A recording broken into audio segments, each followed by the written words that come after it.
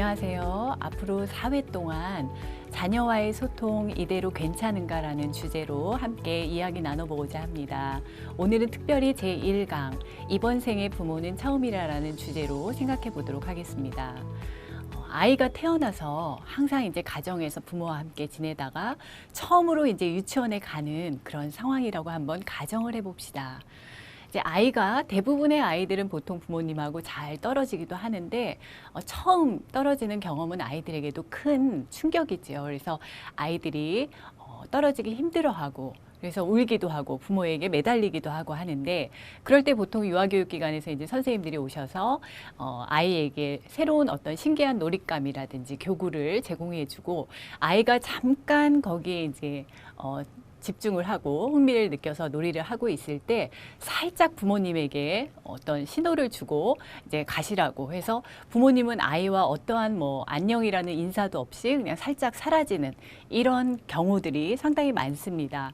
이거는 이제 우리나라에서만 일어나는 것이 아니라 뭐 미국에서도 유럽에서도 이런 일들이 빈번하게 유아교육기관에서 이루어지는 어떻게 보면 어머니하고 떨어지는 그 시간을 도와주는 하나의 방법이라고 많이들 알고 있는데 사실은 이러한 방법은 그리 좋지 않은 방법입니다. 왜냐하면 아이가 잠깐 무언가에 집중을 한 것뿐이지 아이는 아직 엄마와 떨어질 준비를 하지 않았고 아직 엄마에게 어떤 안녕이라는 제스처를 한 적이 없기 때문에 잠시 놀이를 하다가 다시 엄마를 찾을 것입니다.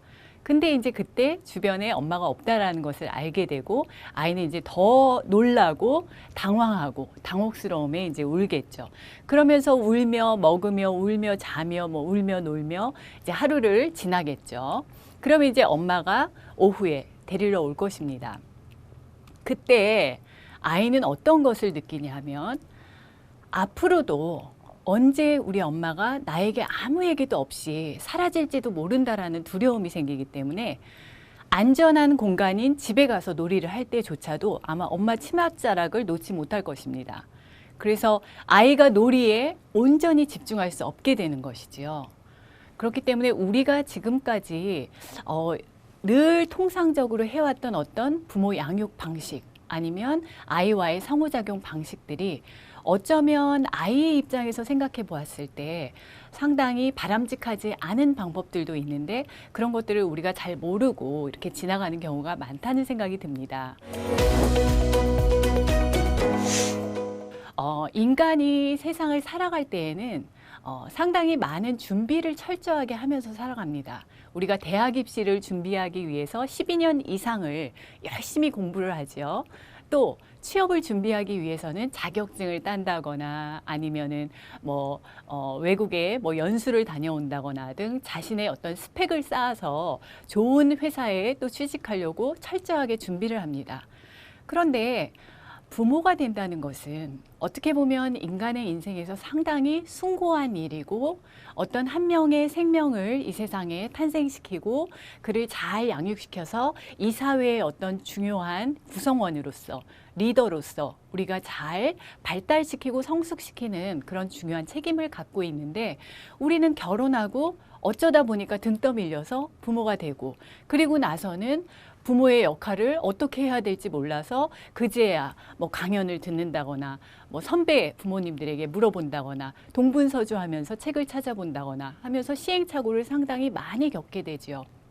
그래서 이 부모가 된다는 것은 참 중요한 것인데 사전에 우리가 부모가 되기 전에 나는 어떤 부모가 될 것인지 그리고 나는 어떻게 우리 아이들과 상호작용할 것인지에 대해서 좀 미리 고민해보고 생각해보고 준비해보는 것이 필요하다는 생각이 듭니다. 저는 이제 미국에서 또 공부했던 것들, 또 유럽에서 또 같이 살면서 생활했던 것들, 또 우리나라 문화권에서 또 경험했던 것들, 이런 서로 다른 문화권에서 우리가 언어도 다르고 사고방식도 다르고 생활 양식도 다르지만 어떻게 보면 하나의 상황에 대해서 해석하는 방식이라든지 접근하는 방식도 서로 상이해요. 그래서 그런 다른 점들을 기반으로 해서 여러분들에게 좀 더 나은 부모, 아이들과 좋은 소통을 할 수 있는 부모가 되기 위해 어떤 점들을 우리가 좀 고려해 보아야 할지를 소개를 하고자 합니다. 그래서 어린아이이지만 아이를 인격체로서 우리가 다룰 필요가 있어요. 그래서 지금까지는 어떻게 보면 성인의 입장, 부모의 입장에서 많이 아이들을 대하고 상호작용해 온 그런 이제 경우가 많은데 아주 어린 영화를 생각해 봅시다. 뭐 신생아라든지 아니면 뭐 아장아장 걷게 되는 걸음마기에 그런 영화들이 있다라고 생각했을 때 아이들의 눈높이에서 생각해 보면 그 아이들이 아장아장 걷고 있죠. 뭔가 놀잇감을 갖고 놀고 있죠. 그런데 부모는 외출 준비가 끝나면 아이를 그냥 뒤에서 확 안아가지고 가기도 하죠. 아이의 입장에서 보면 앞을 보고 놀이를 하고 있는데 갑자기 내가 하늘로 들려 올라가는 그런 경험을 하게 되겠죠. 이런 것들이 자꾸만 반복되게 되면 보통의 어떤 안정된 정서라기보다는 무언가 갑자기 외부에서 나에게 무엇이 올 수 있다라는 그런 아주 약한 두려움이 조금씩 정서에 스며들게 됩니다. 그래서 우리가 중요한 것은 아주 어린 아이이지만 때로는 아직 말을 하지 못하는 아이이지만 이미 부모의 그 엄마 뱃속에 있는 태중 생활을 했기 때문에 아이들이 그 어느 정도 리스닝이 가능합니다. 그래서 어느 정도는 지금 분위기가 어떤지 어떤 대화가 오고 가고 있는지 정도는 아이들이 파악을 하고 있거든요. 그래서 아무리 어린 아이일지라도 신생아일지라도 영아일지라도 지금 우리가 어디를 가야 하니까 엄마가 지금 너를 안아줄게 라고 눈을 보고 이야기한 다음에 안아주는 것이 필요하다는 거예요. 그래서 아이의 입장에서 생각해보고 아이가 인격체라는 것을 우리가 항상 생각하면서 상호작용을 한다면 훨씬 더 그 올바른 부모 양육 방식을 우리가 또 택할 수 있다는 것을 말씀드리고 싶습니다. 제가 그 미국에서 공부할 때 같이 이제 공부했던 친구들이 다 이제 각자 본국으로 돌아가서 이제 뭐 교수도 하고 있고 뭐 연구직에 있기도 한데 한 번은 그 페이스북을 통해서 터키 친구가 어떤 문구를 보내줬어요. 근데 제가 이 문구를 읽으면서 상당히 그 가슴에 와닿았었습니다. 지금 전 세계에 한 76억 가량의 인구가 있죠. 근데 그 각각의 사람들이 참 다양하고 다른 그런 마음의 그릇을 가지고 있다는 생각이 들어요. 근데 여기 첫 번째 문구를 보면 weak people take revenge라고 나와 있죠. 그러니까 약한 사람들일수록 자신의 어떤 그런 약함을 남에게 보여주고 싶지 않아서 감추고 싶어서 어떤 스스로가 이렇게 상처받는 상황이 되었을 때 복수를 한다는 거죠. 그런데 두 번째는 뭔가요? Strong people forgive. 오히려 강한 사람은 누구하고도 자기가 이길 수 있겠죠. 그런데 그런 사람들은 오히려 내면에 강함이 있기 때문에 그냥 용서해 줄 수 있다는 거예요. 그런데 마지막 또 intelligent people ignore. 여기서 ignore는 뭐 무시하다라기보다는 또 눈 감은 척한다, 뭐 못 본 척하다라는 의미로 쓰였다고 생각해 볼 수 있겠죠. 그래서 많이 알고 있고 어쩌면 모두 다 알고 있을지도 모르는데도 모른 척 해줄 수 있다. 그래서 그 76억의 인구 중에 어떤 이들은 weak people의 마음을 가지고 살고 있는 사람도 있고 어떤 사람은 strong people의 그런 이제 마음을 가지고 살고 있는 사람도 있고 intelligent people의 그런 이제 마음의 그릇을 가지고 살고 있는 사람도 있겠죠. 여러분이 부모가 되었을 때 또 여러분의 자녀가 어떤 사람으로 성장하기를 바라시나요? 그래서 우리가 이런 마음의 정서의 그런 밭을 그런 그릇을 제대로 잘 발달시키도록 하기 위해서는 부모로서 그만큼의 어떤 서포팅을 잘 해야 되지 않을까라는 생각이 듭니다. 요즘 이제 한 최근 5년, 7년 전부터는 이 유아교육기관에 꼭 한 반에 한 명 이상씩 좀 마음이 아픈 아이들이 있어요.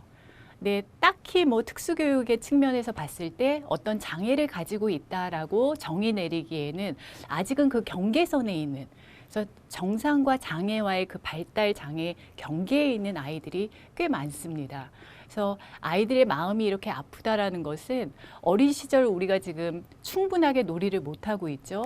또 이제 핵가족화 되어지면서 아이들이 많이 또래와 상호작용을 못하면서 자라기도 하고, 그래서 이런 마음이 아픈 아이들이 어떻게 하면은 점점 이제 좀 줄어들 수 있을지, 어떻게 하면 가정이라는 울타리가 이런 아이들에게 좋은 그런 에너지를 많이 주고 이 아이들이 안정되게 성장할 수 있을지에 대해서 고민해 볼 필요가 있다는 생각이 듭니다. 그래서 교육이라는 것은 장기전인데 여러분들 그 동계올림픽 때 쇼트트랙을 보면 항상 처음에 1등을 했던 팀이 절대로 거의 99.9% 1등으로 마지막 들어오지 않습니다. 참 신기하죠. 왜냐하면 장기전이기 때문에 중간에 많은 변수가 있습니다. 교육도 마찬가지입니다. 아이의 성장도 마찬가지죠.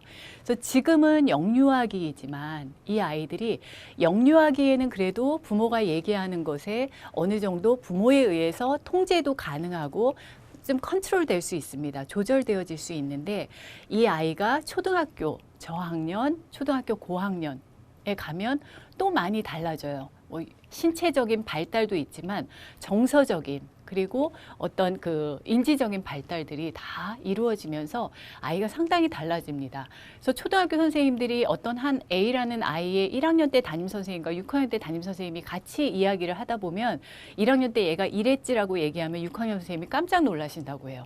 6학년 선생님이 이 아이가 이래라고 얘기하면 1학년 선생님이 깜짝 놀라신다고 해요. 그만큼 아이의 그 변화가 크죠. 근데 이제 중학교에 가면 사춘기를 아이들이 경험하면서 점차 이제 부모에게 멀어지고 있고 고등학교에 가서는 이제 우리 부모님하고 나하고는 대화가 안 돼. 난 얘기해도 소용없어. 라는 이야기들을 많이 합니다. 그래서 어떻게 하면 어린 시기부터 영유아기 시기부터 우리가 아이와 소통하는 것에 이 첫 단추를 잘 꿰 수 있을지에 대해서 함께 좀 심각하게 고민해 볼 필요가 있다는 생각이 들고요.